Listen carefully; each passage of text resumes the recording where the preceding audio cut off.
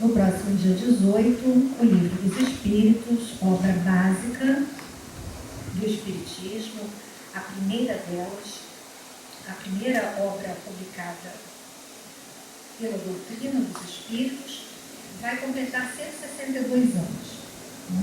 Próximo dia 18. E a casa, então, pediu que hoje nós falássemos dessa obra basilar, mas com uma referência bastante precisa, porque já é muito comum nas casas espíritas nós dedicarmos esta semana a esta data especial. Nós recebemos o pedido em comum, né? Tantas vezes temos sido chamados a falar em outras casas sobre o tema.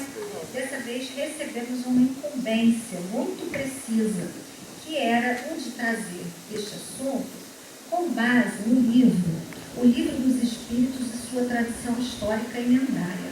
Essa obra é uma raridade, hoje nós não encontramos mais para comprá-la nas livrarias nem nos selos, achamos por uma pequena fortuna na estante virtual, ou podemos disponibilizar, né, ter à nossa disposição, melhor dizendo, na sua versão virtual, né, na sua versão digital. Ela está disponível na internet, nós podemos baixar. Foi com este texto digital que nós trabalhamos depois de tentar encontrar durante algum tempo a obra em valores mais acessíveis, né? O texto é o mesmo. E o que essa obra tem de especial, porque ela é uma obra de referência para nós estudarmos as primeiras horas do nosso movimento espírita. Ela foi publicada pela primeira vez no jornal Unificação em capítulos entre os anos de 1953 e 1954. Toda vez que saía uma nova edição do jornal, um jornal espírita, saía um capítulo. E esse material só foi publicado na forma de livro em 1996, bastante recentemente, né? Ele teve logo a primeira edição esgotada, a segunda edição também é de 1996, uma obra que fez bastante sucesso pelas edições LFU. Essa obra é escrita pelo Dr. Silvino Canuto de Abreu, como ele ficou mais conhecido não só no movimento espírita, mas no nosso país de maneira geral. Ele teve uma participação política importante na história do país. A sua formação é bastante ampla. Ele fez um curso de farmácia, de medicina aqui no Rio de Janeiro, pela Universidade do Rio de Janeiro. Fez também o curso de Direito. Ele estudou Teologia e Ciências Religiosas na França, estudou grego, hebraico, aramaico, teve 18 anos de estudos bíblicos e fez, inclusive, versões do Novo Testamento, a partir dos manuscritos mais antigos de que se podia dispor. Então, um conhecimento muito vasto do Evangelho e também desses pré-requisitos linguísticos para lidar com os textos nas suas versões mais próximas do original, dos originais. Por que nós dizemos as mais próximas? Porque nós sabemos que ao longo do tempo as versões foram sofrendo modificações, as mãos humanas foram interferindo ou com omissões, supressões, interpolações àqueles manuscritos originais. De qualquer modo, as fontes mais antigas são também as mais fidedignas, porque foram menos suscetíveis de alterações. Ele era um grande articulista, um conferencista. Ele estagiou nas melhores bibliotecas especializadas do mundo, no Museu Britânico, no Museu do Vaticano, na Biblioteca Nacional de Paris. E nos seus estudos, ele também, ao longo desse tempo, foi acumulando pesquisas sobre o início do Espiritismo, sobre o processo de construção do Livro dos Espíritos, a formação de Kardec, dados biográficos de Kardec, quem eram os seus primeiros colaboradores. Isso tudo ele foi organizando e publicando, então, nesses capítulos, né, os chamados folhetins. Por que folhetim? Porque ele, na verdade, ele resolveu fazer uma história romanceada. Ele se utilizou de um artifício literário para não tornar a obra muito árida. Ele contou um romance, em forma de romance, como se ele estivesse lá no dia 18 de abril, testemunho ocular dos fatos. Nós trouxemos aqui um trechinho da dona Ivone do Amaral Pereira, no livro Devação do Invisível, no capítulo 6, quando ela está estudando os romances mediúnicos, ela diz que o móvel dos romances espíritas é a propaganda da doutrina por meio suave e convidativo. Quando a gente lê há 2000 anos, ou quando a gente lê mais recentemente a obra de André Luiz, Nosso Lar, os livros que vieram em sequência, nós vemos que eles têm mesmo esse formato romanceado que torna a nossa leitura menos cansativa. Naturalmente, aqueles textos não são 100% fiéis aos diálogos no mundo espiritual. Primeiro porque a linguagem escrita é uma linguagem formal, muito diferente da nossa linguagem espontânea do cotidiano. Então, se nós formos fazer, por exemplo, uma escrita, um resumo escrito ou uma publicação escrita deste momento aqui, desta fala agora, naturalmente nós vamos fazer ajustes na linguagem para adequá-la cada vez mais às normas da escrita. Vamos tirar as repetições, vamos tirar aquelas palavras né, aí, que cabem na linguagem oral, mas que não ficam bem no texto escrito. E então, Silvino Canuto de Abreu optou por essa forma metodológica.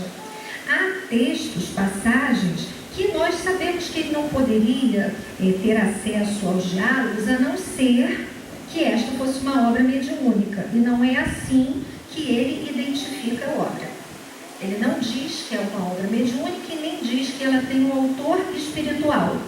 Ele se tornou muito importante no nosso movimento pelo seu grau de conhecimento da doutrina dos espíritos, e essa foto aí traz uma imagem da comemoração do 100º aniversário do Livro dos Espíritos, em 1957, que aconteceu no ginásio do Pacaembu, em São Paulo, com quase 10 mil pessoas, fora as que ficaram do lado de fora, que não conseguiram entrar. E ele foi chamado para essa conferência, foi ele que falou neste dia, pela sua reconhecida importância para o nosso movimento, pelas suas habilidades também linguísticas como conferencista, né? Ele usa uma linguagem interessante, porque nesta palestra, nesta conferência de 1957, ele vai usar as informações apresentadas no folhetim, nas publicações do jornal. Ele convida a plateia a esse convite. Diz ele: convido, pois, os senhores e as senhoras que me dão a honra de me ouvir a uma fuga para o passado, a uma rápida digressão retrospectiva, a uma viagem regressiva no tempo e no espaço, a uma curta visita à antiga Paris do imperador Napoleão III, e permitam-me servir-lhes de repórter nessa excursão mental. Atenção, estamos em 18 de abril de 1857. É um sábado de primavera na Europa. Vamos passar um fim de semana no velho recanto parisiense. Tomaremos nosso avião de fantasia e, impelido a jato pela força do pensamento, imaginemos ter chegado à França. Eis-nos, pois, voando sobre Paris na metade do século XIX. É assim que ele convida o público naquele dia a fazer uma retrospectiva no tempo e voltar, então, ao dia 18 de abril, data da publicação do livro. Nesta manhã, nós temos no capítulo inicial, no primeiro capítulo do livro, o relato daquele momento que seria a chegada do livro da tipografia. O livro vai ser entregue à livraria. Eram 20 pacotes, cada um deles tinha 60 brochuras, o que dá um total de 1.200 volumes, e a livraria responsável, a editora responsável, era a livraria Denti. Eu vou pedir antecipadamente desculpas a vocês, porque eu não falo francês. Eu vou aportuguesar o máximo que eu puder. Né? Então, mesmo que eu tentasse, às vezes, assim, uma palavra, são duas, aí eu digito, coloco assim no Google. a palavra e ponho lá, pronúncia. Aí eu fico treinando na minha casa. Presidente, né? Fica assim super chique de falar para quem sabe falar francês. Mas aqui são tantos nomes que eu nem tentei. Então eu vou aproximar assim, aportuguesar ao máximo os termos, os nomes próprios, na maioria das vezes, né? A gente tem ali a Galeria d'Orléans, né? Em que ficava essa livraria. Os volumes foram recebidos pela viúva, o marido dela havia morrido, ela ficou responsável pela direção da livraria, depois ela passou o trabalho, a direção da livraria ao filho Eduardo, né? Ele ficou responsável pelo estabelecimento, depois que o marido morreu. O que fica claro neste capítulo, né? Nós temos aí o entregador, ele vem trazer o livro, comenta com a Madame Denty o que aquela obra pode representar e, naturalmente, o que nós fizemos foi a extração, inventamos assim, alguns fragmentos do texto, um texto que é extremamente detalhado. O relato é muito circunstanciado que ele faz dos eventos, das pessoas, o que revela uma pesquisa muito consistente e, sem dúvida nenhuma, uma inspiração muito grande, um médium inspirado na escrita. Nós sabemos que todas as vezes em que nós nos colocamos em defesa de uma causa nobre, uma causa boa, mesmo que nós não tenhamos aquela mediunidade ostensiva em que a presença do mundo espiritual se revela de uma forma muito patente, nós vamos contar com a assistência dos bons espíritos que militam também naquela causa. Então, nós entendemos que o relato dele é muito detalhado e, portanto, revela não só essa pesquisa, como também a assistência do mundo espiritual. Mas, lendo a obra, nós vamos perceber que ele não teria como ter acesso próprio a certos diálogos do cotidiano. Nós, então, extraímos aquilo que nos pareceu mais relevante, considerando também o tempo de que nós dispomos para este estudo. Então, fica caracterizado nessa leitura inicial que o espiritualismo na França não começou com o Livro dos Espíritos. Já havia uma farta publicação de obras envolvendo o tema das mesas rotantes, que depois a gente passou a chamar mesas girantes. Aquelas mesas que se movimentavam nos salões franceses. É muito comum aquele que estuda a doutrina espírita o conhecimento de que foram os fenômenos das movimentações das mesas que levaram, esses fenômenos chamaram a atenção dos intelectuais da época, das pessoas comuns também, que se reuniam em torno da mesa, achando que aquela podia ser uma reunião divertida, uma reunião social, em que eram abordados temas de nenhuma relevância para o coletivo. Eram reuniões que levavam as pessoas curiosas a perguntarem sobre o seu futuro, sobre a sua vida afetiva. Então, estas reuniões já estavam bastante conhecidas, tanto que Eduardo não queria fazer a publicação do livro. A mãe é que insiste muito com ele, porque ela tem acesso ao manuscrito de Kardec e ela reconhece que aquela não é uma obra comum. Embora ela trate do mesmo tema, há nela um conteúdo filosófico que não podia ser percebido em nenhuma outra obra. Não havia nenhum livro equivalente. Então ela defende, ela pede ao filho que leia, ele lê e se decide então pela publicação da obra. Nesse momento em que a obra chega à livraria, há lá um jornalista, que é o Chalard, né, o de Charlar. Ele está lá e aguarda, então, vendo chegar a obra, ele questiona por que Eduardo faz essa opção pela publicação. Então ele diz assim: esse assunto, meu caro senhor, não nos interessa mais. Era o próprio Eduardo dizendo como ele conversou com a mãe à época em que a obra chegou às suas mãos. E está fora de voga. A França não se importa mais com o espiritualismo. Nosso depósito está repleto de mesas que rodam, mesas que dançam, mesas que falam, mesas que adivinham, mesas, enfim, que ninguém mais lê. Essa brincadeira já passou de moda. Acabou a etapa, né? Essa fase, Kardec chamava a fase da curiosidade. Então, quando chega o Livro dos Espíritos, já havia até um certo desgaste da temática, ela já havia sido explorada demais nas publicações. Também nos chama a atenção a existência de uma censura na França à época, um país que hoje nós temos como símbolo da máxima liberdade e na democracia. Ela também viveu ali na era de Napoleão III uma censura, havia um controle dessas publicações. Isso fica claro no diálogo, né, entre o jornalista e a Madame Denchi, que pede a ele uma certa cautela. Então ele diz assim: é possível, vou lendo com atenção, e poderia desancar o autor se a obra não me agradar? Ela pede então para ele: leva, avalia, e se você quiser fazer uma crítica, você fique à vontade, assim que houver uma comunicação aos órgãos oficiais. E ele então pergunta se ele não gostar, o que ele pode fazer? Pode zancar a obra, né?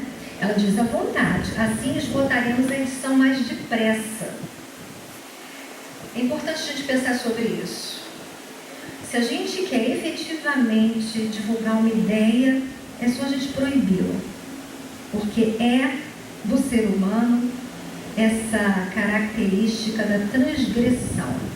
Se não pode, eu quero. Porque não pode, eu quero. Se é proibido, aí mesmo que eu quero ver. O que tem ali para proibirem?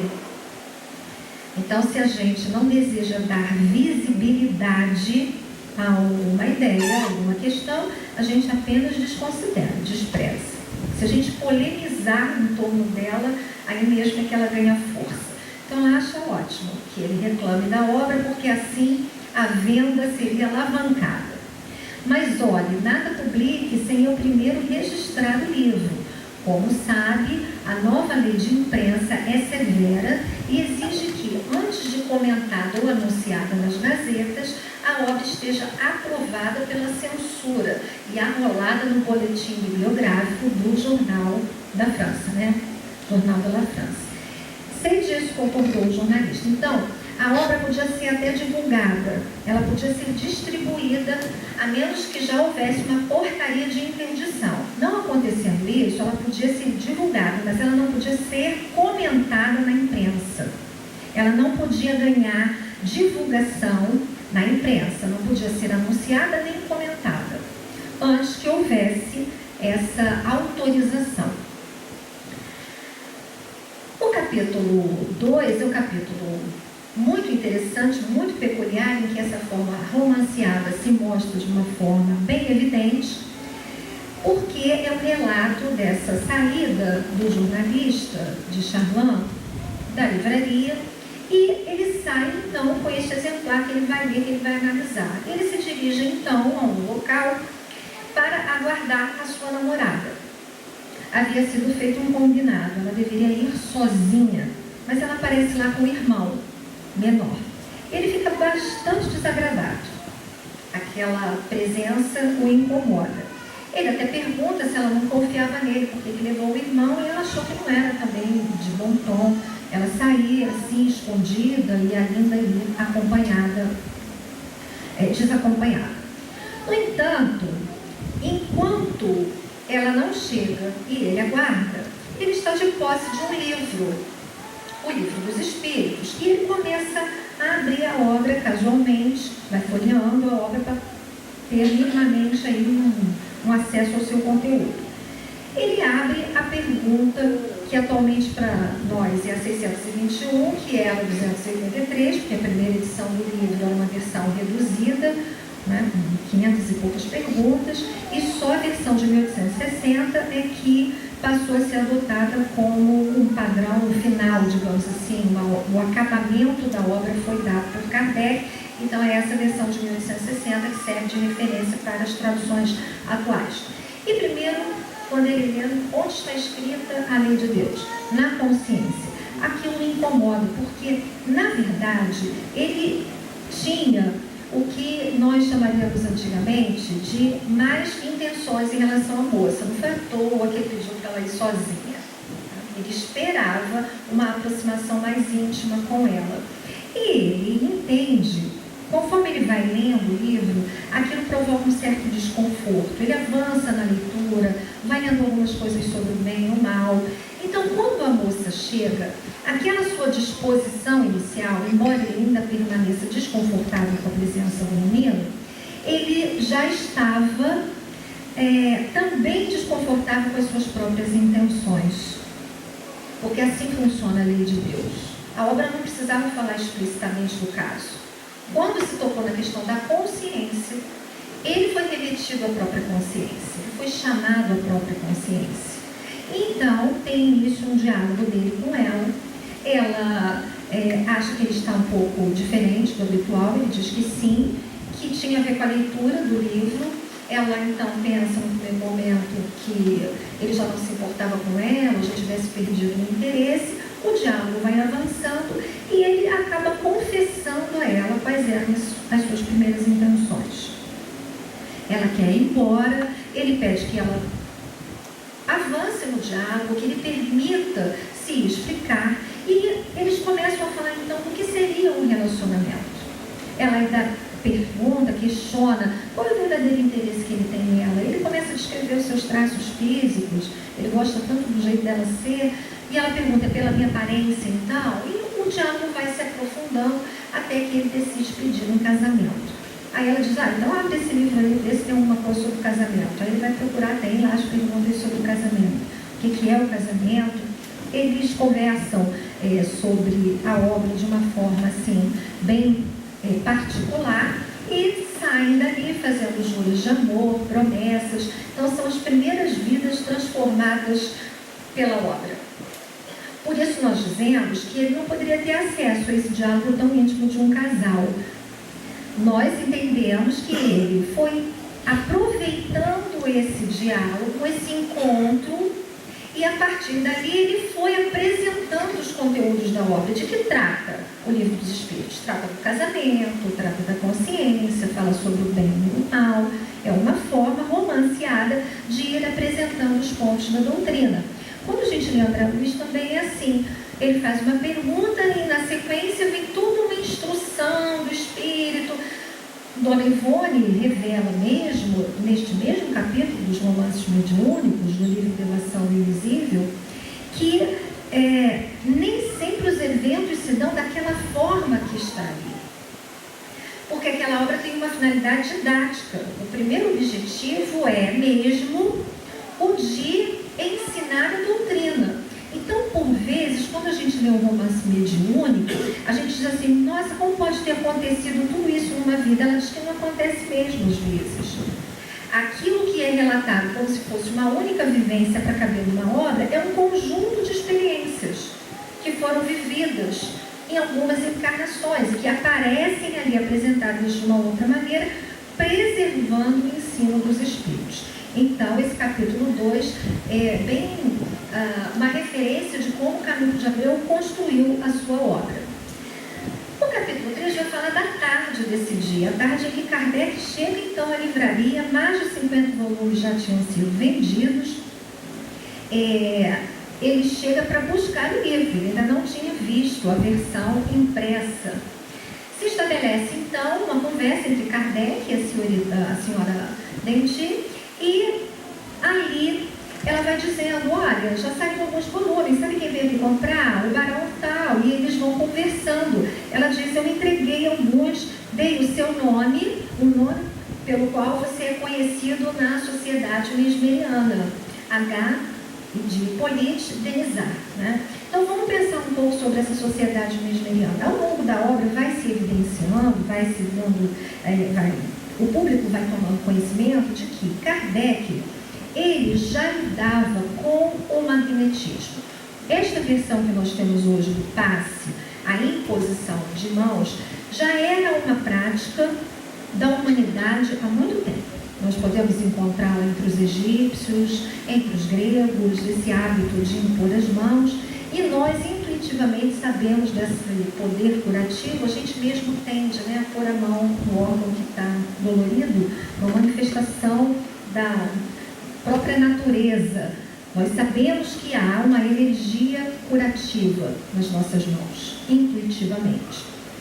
No tempo de Kardec, ele participava já de sessões de magnetismo ou de magnetização para curas de pessoas com poucos recursos financeiros.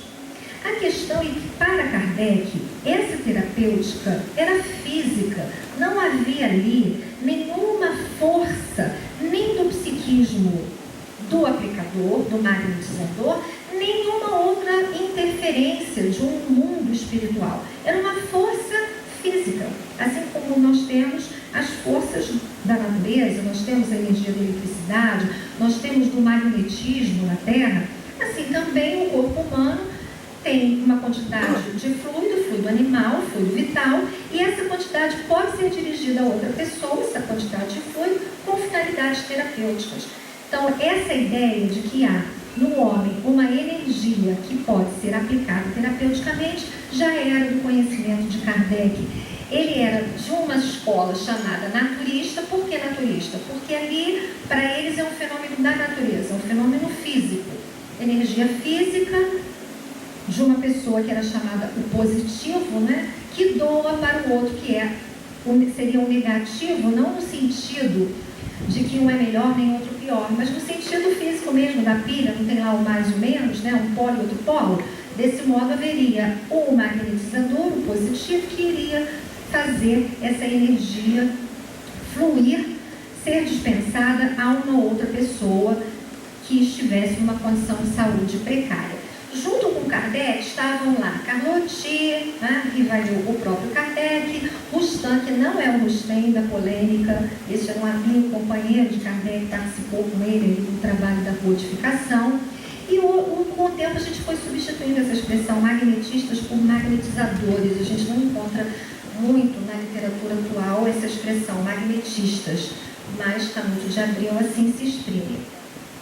E também aparece no diálogo uma referência interessante a alguns escritores franceses consagrados, como Victor Hugo, Georges Sand, que era um pseudônimo de uma mulher, e Alphonse de Lamartine, autores conhecidos dos franceses, respeitados pelos franceses, que estavam também estudando os fenômenos mediúnicos. Depois nós passamos para a noite de 18 de abril. Há uma recepção que é preparada, né, pelo casal, Kardec e sua esposa, Amélie Goudet, e é uma pena, minhas imagens vão perdendo um pouco a nitidez, mas essas fotos também estão todas disponíveis na internet.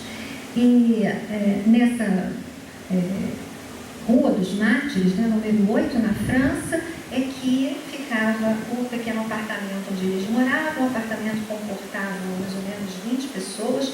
Adiante, num capítulo adiante, ele faz uma descrição pormenorizada do apartamento. Quantos cômodos, qual a cor das cortinas, e aí tinha um corredor, e tinha uma sala contígua, o que tinha nas paredes. Então, essa construção ele fez com base, certamente, na documentação a que ele teve acesso. Os primeiros a chegar na festa, né, na recepção, são os membros da família Rodin, que eram o senhor Rodin, a sua esposa e as suas duas filhas, Caroline, de 18 anos, e Julie, de 16. Essas meninas, podemos nos expressar assim, né? A gente, quando tem 18 anos, a gente acha que é adulto, está pleno, e depois, com o tempo, a gente vai vendo que é o tempo da meninice, os nossos 18 anos, não é? Mas a gente, aos 18 anos, se sente pleno das suas faculdades, e, de fato, a gente é capaz de responder por si. Essas meninas foram colaboradoras de Kardec. Elas tiveram um papel fundamental na elaboração do Livro dos Espíritos. Elas eram as médiums a que Kardec recorria mais frequentemente para ele ter acesso à sua obra, né? Ou seja, as informações que vinham do mundo espiritual. Então ele conheceu essas meninas, ele passou a frequentar a casa da família e através delas ele propunha perguntas aos espíritos que eram respondidas nessas reuniões, né? Há uma conversa sobre o título da obra e Kardec, no diálogo com o Sr. Rodin, fala dessa dupla interpretação que o título sugere. Eles consideram que é um bom título porque, quando a gente fala o Livro dos Espíritos, a gente quer dizer ao mesmo tempo que o livro é da autoria dos espíritos e que o livro trata dos espíritos. Então, essa ambiguidade favorece, de qualquer modo, como a gente compreende o título, ele serve, ele se aplica à obra, né? Esse é o argumento de Kardec. Ele diz que ele foi inspirado para dar esse título. Outros convidados foram chegando, trazidos aí pela Madame Pennemeson, também fazia reuniões na casa dela, e Kardec frequentou muito essas reuniões. Chega então, ela traz a família Dufault, essa é a irmã Dufault, outra jovem. Muito interessante a gente pensar nisso, o papel de mulheres jovens, muito jovens, na construção do edifício da codificação. Ela tinha uma característica muito peculiar, que ela era uma médium historiadora. Ela começou a ter algumas chamadas crises, né, como se chamava o transe mediúnico. Então ela foi levada ao médico, o médico disse, olha, ela não tem uma doença que anda dando por aí chamada mediunidade. O pessoal entra num estado esquisito, começa a escrever coisas e diz que é dos espíritos, e começa a falar que está vendo coisas em outros lugares. Vamos fazer um teste com ela. E dá o lápis para ela, né, não o lápis como o conhecemos, né, a caneta. Então ela pega aquilo e ele diz, está comprovado, ela está doente, né? O pai acha, porque ele já era um magnetizador, e ele acha que a filha não é doente, o menino é normal, e que alguma coisa está acontecendo com ela. Aí sim, leva ao outro magnetizador, e lá ele vai dizer, olha, o que ela tem não é uma doença, é uma condição. E eles fazem novas experiências, e a partir dali ela vai se especializando, vai fazendo também psicofonias, ela vira médium falante na linguagem do livro dos médiuns, e ela tem esse traço de ser uma médium historiadora. Ela escreveu o livro A História de Luís IX, depois a História de Joana d'Arc, editada por ela mesma. Então, ela vai se caracterizando numa mediunidade que também não é muito comum. É uma mediunidade específica para essa escrita. E chega também o senhor Jafé, sua filha Ruth. Ele era viúvo, e Ruth foi outra moça que ajudou bastante a Kardec. Às vezes ele fazia experiências assim, ele fazia perguntas às meninas, aí ele saía de lá e ia para a casa de Ruth e fazia as mesmas perguntas para confrontar, para saber se não havia nenhuma contradição, especialmente em pontos duvidosos ou diante de ensinos dos espíritos que ele achasse um pouco estranhos. Ele então submetia essas perguntas ou essas ideias às meninas de uma casa e outra. A conversa entre as jovens meninas é reservada num cômodo. Então, na casa as pessoas vão se agrupando. Conforme os convidados vão chegando, os homens ficam numa sala, as senhoras em outra sala e as jovens num outro cômodo. Irmãs conhece Kardec naquele momento. Kardec vai se apoiar muito nela, mas depois dessa data. E ela começa a fazer perguntas às meninas. Mas como é que são as comunicações? Quem é que está escrevendo esse livro, afinal? Quem escreve livro é o Kardec, são os espíritos. E as meninas vão dando conhecimento a ela de como o processo foi acontecendo. Ali nós temos uma reprodução da tal Corbélia, né, que era uma cesta de bico, e o lápis era colocado lá na ponta, né, chamado roque. Eles chamavam de roque, é um lápis de pedra. É interessante porque as meninas dizem assim, na verdade a codificação foi construída por nós, pelo Sr. Kardec, pelos espíritos e pelo roque. E a irmã se pensa que é um espírito, né? Ela diz que ela não conhece aquele espírito roque, todo mundo ria, porque na verdade o roque era o lápis. E essa é a reprodução da imagem. Quando as reuniões começaram na casa de Caroline e Julia, da senhora Baudin, que também era médium, essas reuniões aconteciam sob a assistência do espírito Zéfiro. E Zéfiro era o protetor, era o espírito familiar daquele grupo. Mas ele não era um espírito altamente evoluído, um espírito muito adiantado.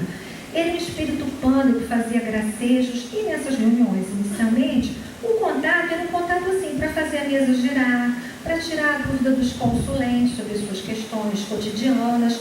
Só com a presença de Kardec, essas reuniões se transformam. Kardec vai imprimindo uma certa seriedade na condução dessas reuniões. O professor entrou, daí por diante, a frequentar-nos com assiduidade. Esse é o relato de Caroline. Vinha às quartas e sábados. sessões, conversava pouco, observava tudo, tomava nota das respostas dadas pelos espíritos a quem quer que fosse, quando continham a seu ver, um ensinamento de utilidade geral. Ele, pessoalmente, não gostava de fazer perguntas, limitava a saudar o guia e a ouvir a leitura de suas respostas. Certa vez, porém, quebrando o hábito, indagou se lhe era possível evocar o espírito de Sócrates. E tinha uma razão particular, porque conforme ele foi ouvindo a resposta dos espíritos, ele foi percebendo que havia um conteúdo filosófico muito forte. Ele foi vendo o retorno da linguagem, do conhece-te a ti mesmo. Então, mentalmente, ele se dirigia muito a Sócrates, ele evocava muito mentalmente este espírito. E numa determinada ocasião, ele conversa com Zéfiro. Ele, então, faz perguntas a Zéfiro. Ele diz: nas minhas meditações, venho fazendo exames de consciência e necessito, para meu governo, saber se você, que me conhece de um longo tempo, me julga digno da inspiração de Sócrates.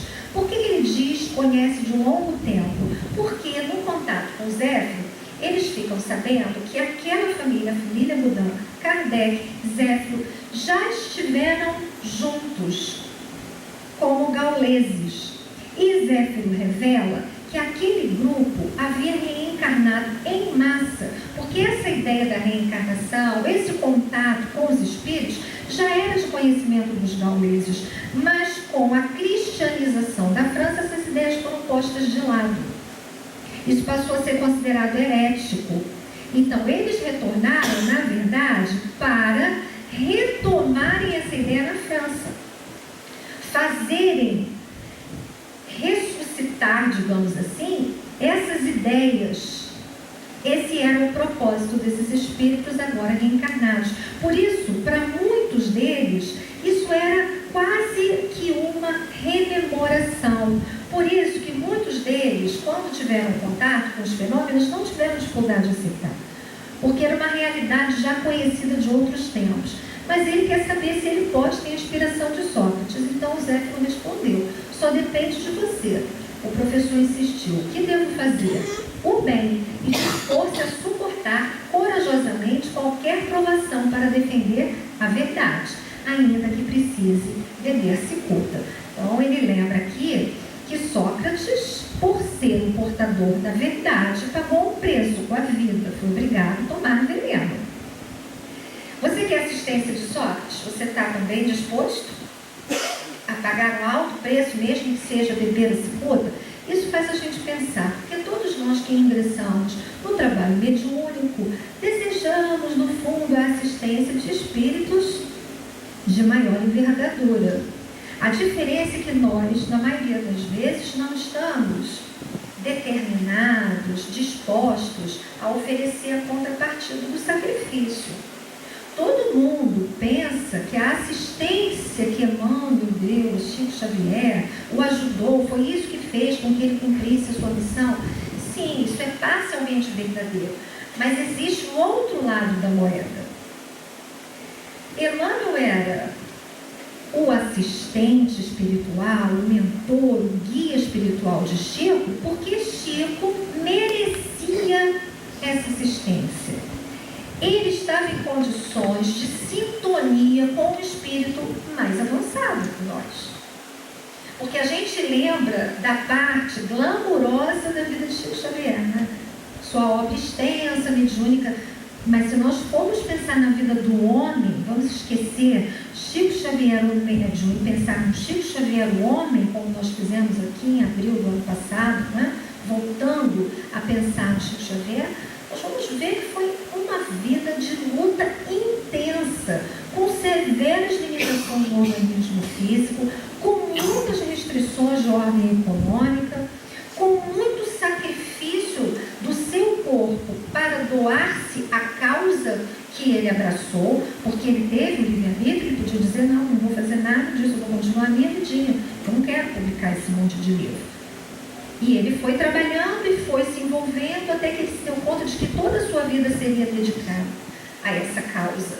Então, em geral, nós, no nosso relacionamento com os espíritos, queremos uma certa proximidade com os espíritos de luz, mas nós não queremos pagar o necessário, oferecer a necessária contrapartida para essa assistência tão especial, né? Então Kardec determinou-se a seguir pagando um preço. Então Kardec vai imprimindo aos poucos um novo rumo a essa reunião. Os assuntos foram sendo modificados, as sessões começaram a ter um horário certo para início, elas eram abertas com preces, com certas leituras importantes que pudessem favorecer essa comunhão com o mais alto. E aí então Zéfiro diz o seguinte: olha, nesses termos é possível que vocês obtenham assistência de espíritos superiores. Quem? Olha, Vicente de Paulo pode vir, São Luís pode estar presente, Santo Agostinho. Assim também perguntou, só os santos? Não, também poderão estar presentes Sócrates, também poderemos ter aqui Swedenborg, outros espíritos que depois aparecem lá nos prolegômenos, né, do livro, assinando a autoria da codificação espírita, a autoria da obra. Só que o próprio Zéfiro diz, olha, eu não tenho condições de responder, não tenho adiantamento para isso, mas eles poderão vir. E se você escrever antes as perguntas, a gente pode fazer na hora mesmo, eles vêm e já respondem aqui através das médias. Então vamos pensar que as meninas também eram espíritos de alguma envergadura moral para serem portadoras desta mensagem, estando ligadas a espíritos tão elevados, não é? Bom, existe a questão aí do guia de Allan Kardec, que se identificou como espírito à verdade.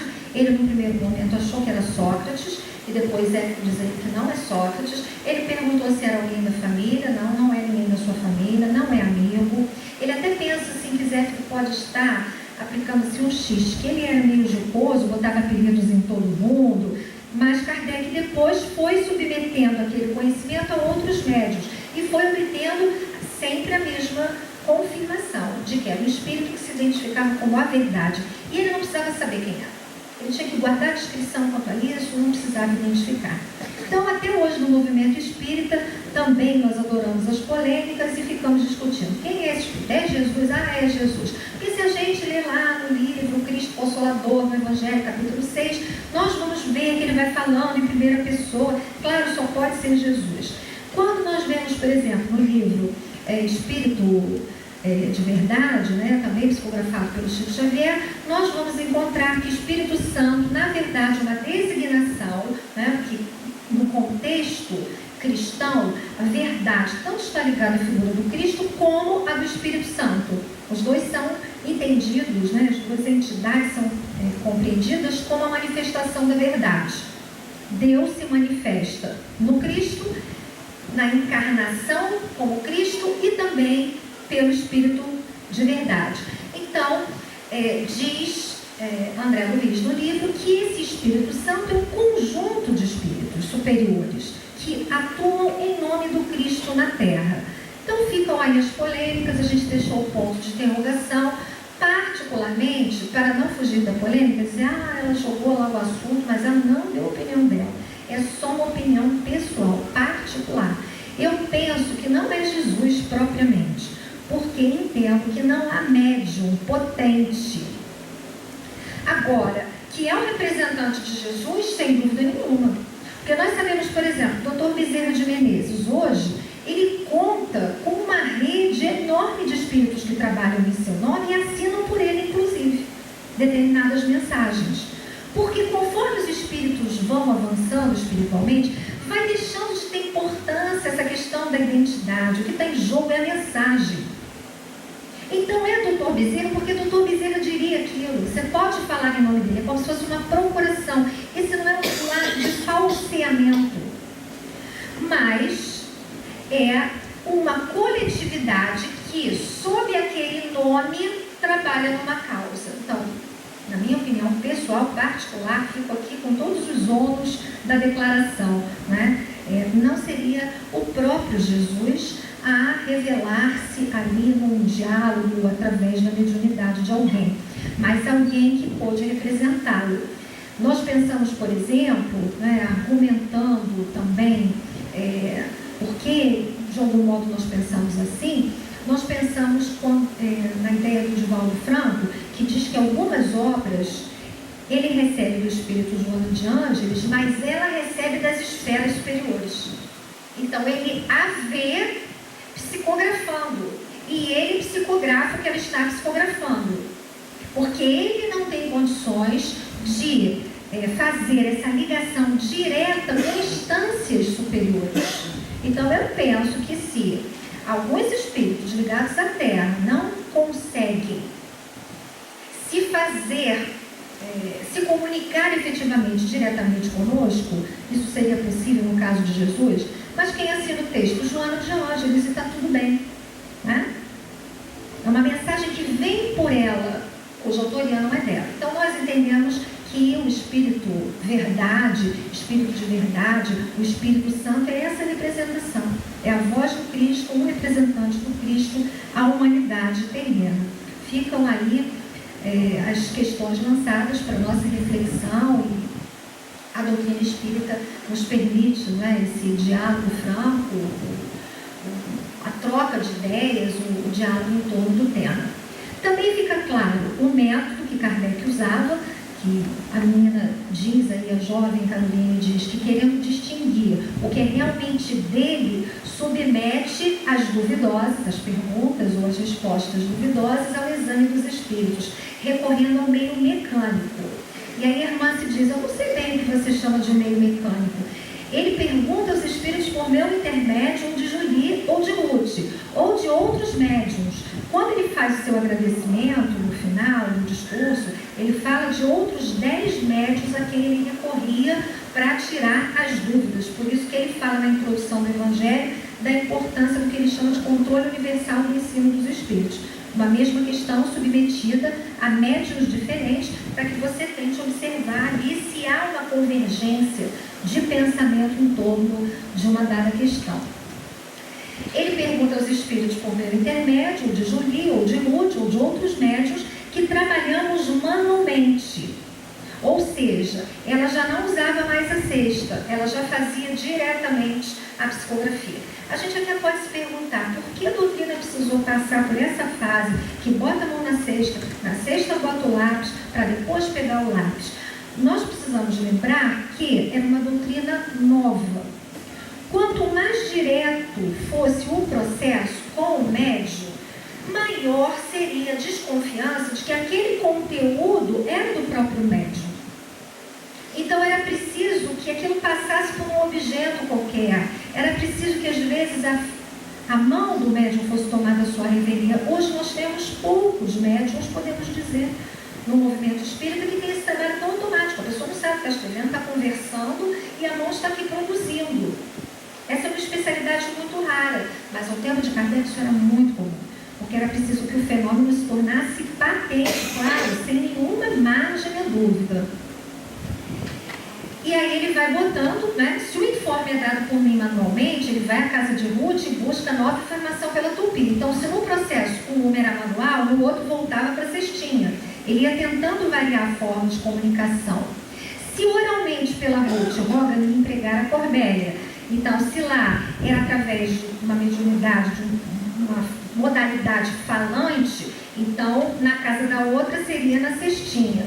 Procure, enfim, afastar o mais possível a interferência do mental mediúnico, porque sempre, nós sabemos, né, há sempre algum conteúdo que é da própria mente do médium, né? E aí a irmã se pergunta se ele recusou muitas lições. Ela diz que sim.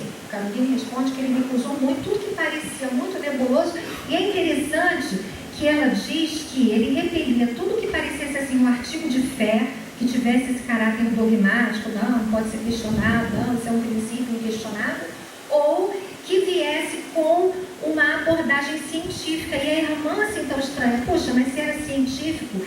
E Kardec diz que a missão do Espiritismo não é revelações científicas, mas exclusivamente morais. Porque nós temos as ciências da Terra para estudar as leis do mundo físico. E nós temos a doutrina dos Espíritos que vai investigar essas relações com o mundo espiritual, cada um na sua esfera de competência. Na introdução do livro dos Espíritos a gente vai ler isso. O espírito às vezes fica querendo o aval da ciência, pega alguns relatos da física quântica para justificar. Eu tenho na família meu filho, né, doutorando em física, às vezes ele diz, que negócio esquisito, não é isso. Isso aí que estão falando não é isso, porque aí tudo vira a consciência, o ser. Ele diz que algumas apropriações não estão sendo devidamente feitas, que não corresponde àquilo conceitualmente no campo da física quântica. Eu não sei se é verdade, tudo que ele disser para mim eu vou ter que minimamente considerar, né? Porque se ele não sabe tudo, eu não sei nada. Então, pelo menos eu preciso refletir sobre essa informação que chega do campo da ciência. E Kardec fala sobre isso. Nós não precisamos desse aval da ciência para validar o espiritismo.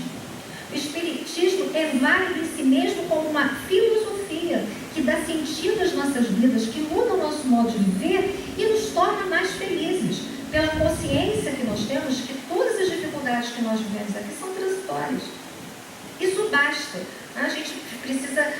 A gente não precisa de vozes, de autoridade de fora para validar esse conhecimento, porque nós convivemos com esse conhecimento, nós lidamos com os espíritos nas reuniões mediúnicas. Então nós conhecemos a veracidade dos fenômenos, né? Aí no capítulo 6, a conversa das senhoras, novos convidados vão chegando, todos eles ligados a esse processo aí da codificação. Nesse capítulo 6, uma descrição minuciosa de Amélie Boudet. Eu achei essa imagem, né, interessante, porque a gente está acostumado com aquela dela mais idosa já, com as tranças, né, enroladinhas assim, ela já perto dos 60 anos, no seu finalzinho de vida. Ali era mais jovem, ela usava os cachimbos e era filha única, teve uma educação esmerada, era uma intelectual, produzia junto com Kardec intelectualmente, foi professora de letras e belas artes, poetisa, pintora na mocidade e colaborou ali com o marido no Instituto Educacional Técnico. Ela, é interessante que no capítulo ele vai descrevendo a roupa que ele estava fazendo. A gola era assim, de um tecido assim, e depois ela usava uma saia assim. É uma descrição bem detalhada. Depois ele dedica uma parte do capítulo a falar do professor Rivail, né? O seu nome, esses são os conhecimentos mais comuns que nós temos no movimento espírita, que desde os 18 anos ele já era mestre colegial de ciências e letras, desde os 20 ele já escrevia livros didáticos, já publicava obras didáticas, tinha uma cultura acima do normal, mesmo para os homens ilustres da sua idade. Era um temperamento infenso à fantasia, sem instinto poético nem romancesco, né? Não era assim um homem dado à literatura, era um homem de ciência, muito cauteloso, muito cuidadoso em relação à observação dos fenômenos. Ele era inclinado ao método, à ordem, à disciplina mental, praticava na palavra escrita ou falada a precisão, a nitidez, a simplicidade, dentro, né, de um vocabulário perfeito, escolmado de redundâncias. E também faz essa descrição. O relógio que Kardec usava no dia, tudo está lá bem contadinho. No capítulo 7 apresenta o discurso de Kardec, quando chegam todos os convidados, ele reúne todo mundo e começa a falar um pouco desse processo. Primeiro os agradecimentos, ele destaca as famílias que mais o ajudaram, destaca dentro das famílias, mais especialmente as meninas médiums. Ele esclarece por que elas não aparecem na obra. Se a gente for lendo o livro, raramente a gente tem lá quem era o médium. Ele diz que isso foi uma medida protetiva. Elas eram bem jovens, elas estavam para casar, e qualquer exposição pública poderia colocá-las em situação difícil.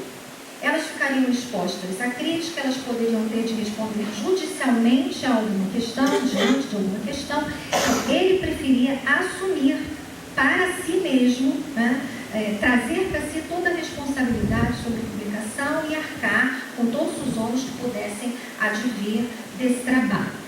Então, fala do seu processo de aceitação do espiritualismo, passando por todos esses amigos aí. Primeiro, Portier chamou, vamos lá, vamos ver, as mesas estão balançando. Isso é comum, pode acontecer, porque ele já conhecia o magnetismo. Não, você está entendendo, elas respondem a perguntas. Aí Kardec achou muito improvável, aquilo não deveria ser verdadeiro. E assim Kardec foi se aproximando até reconhecer forças inteligentes por trás dos fenômenos físicos que ele observava, né? O capítulo 8 são as palavras do Sr. Carlotti. Ele também descreve como é que progressivamente ele foi aceitando a doutrina dos espíritos. Há uma questão dos naturistas e dos espiritualistas. Ele diz que ele ficou no primeiro momento, ele não estava nem com um nem com o outro. Por quê? Nem num grupo nem no outro grupo. No primeiro grupo, eles acreditavam que a força era só física, ele achava que não. E no outro extremo, dos espiritualistas da época, tinha aqueles que achavam que aquele era um movimento de anjos, e outros achavam que aquelas ações dos fenômenos das mesas girantes eram coordenadas por Satanás e seus demônios. Então ele dizia, eu não acho que é uma coisa nem outra coisa.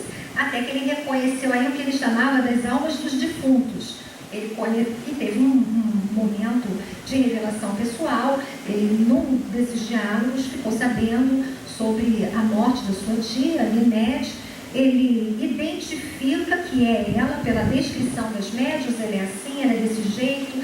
Um fenômeno que também foi muito comum no Chico Xavier, né? Muitas pessoas davam crédito ao Chico porque a descrição era tão precisa, não havia nenhuma dúvida de que era aquele membro da família com referências muito particulares, inclusive falando da causa da sua morte. Ele não sabia e ele foi depois verificar com o Chico que realmente aquilo tinha sido omitido da família. Foi uma morte em circunstâncias que não haviam sido declaradas. Ele testemunha, o Sr. Carlotti, essa revelação da missão de Kardec. Depois fala o Sr. Rostand, também do seu processo de adesão ao espiritismo, e trata do movimento espírita como um movimento reformador, que foi iniciado na América, né? A gente sabe de Heidelberg, o caso das irmãs Fox, e como é que dali aquilo foi se espalhando por toda a Europa. E então a proposta para o futuro, a perspectiva é essa. A modificação social vai ser notável, não haverá mais escravos nem servos, mas homens livres, iguais perante a lei, irmãos perante Deus. Não haverá mais discriminações por raça, a mulher terá ao lado do homem o papel de companheira e não de serva, reinando entre marido e esposa, a compreensão de suas missões e não a obediência do sexo fraco. Mas a gente vê assim que o autor ainda se trai, né? Porque homem aparece com maiúsculo, mulher aparece com minúsculo. Assim são os tempos, né? Mas porque ele anuncia que a igualdade estará no futuro. E no futuro mesmo, porque ainda continua esse processo aí na vida social, toda a luta pela igualdade das mulheres, né? O senhor Baudin faz um agradecimento a Kardec, também fala da sua aceitação ao espiritismo como uma experiência particular, e fala do seu contato com Kardec. Nós vamos encerrar como encerra o livro, no capítulo 10, falando dessas perspectivas para o futuro. Muita gente tem se perguntado, bom, se o espiritismo vai promover isso tudo no mundo, o que está acontecendo? O mundo está desse jeito, todo mundo acha que o mundo está voltando atrás. Muita gente se questionando, até o QI médio da humanidade diminuiu, segundo as últimas pesquisas. Então, o que está acontecendo? A lei do progresso não existe? Esse capítulo nos ajuda a pensar. Fica claro que o progresso da humanidade, o avanço, está submetido a duas leis, o livre-arbítrio e o progresso. A lei do progresso está dada. Nós vamos avançar. Agora, quando, em que tempo, de que modo, com avanços, com recuos, isso é do nosso livre-arbítrio. É do livre-arbítrio da humanidade. E é justamente com recuos e avanços dos homens, sob a vigilância dos guias, que se opera a complicadíssima rede dos desígnios de Deus.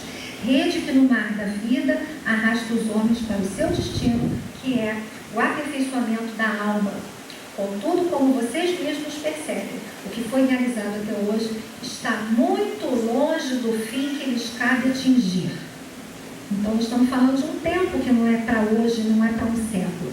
Ainda lhes resta muito executar até o limite pré-estabelecido para cada qual. Uma só existência não lhes bastará. Até aqui aprenderam, e usamos o verbo no sentido platônico, de recordar. Daqui por diante, cumpre-lhes apostolar. Tão linda a cidade, né? A gente já aprendeu, mas agora a gente tem que apostolar. O que é apostolar? É viver como apóstolo. E empregamos o verbo no sentido cristão. Os apóstolos do Espiritismo devem renascer mental e moralmente. Só assim os renascidos podem titular-se espíritas. Se vocês não se gerarem de novo na mentalidade e na moral, não implantarão o reino dos espíritos na terra em substituição ao reino dos deuses. Não lhes precisamos, felizmente, lembrar que foram chamados, com muitos, a testemunhar a passagem do Espírito Verdade pelo nosso planeta. Mas é mistério dizer-lhes que, por pura advertência, que foram escolhidos com poucos para esse testemunho. Ora, para testemunhar a verdade não basta ser escolhido, é preferível ser marcado.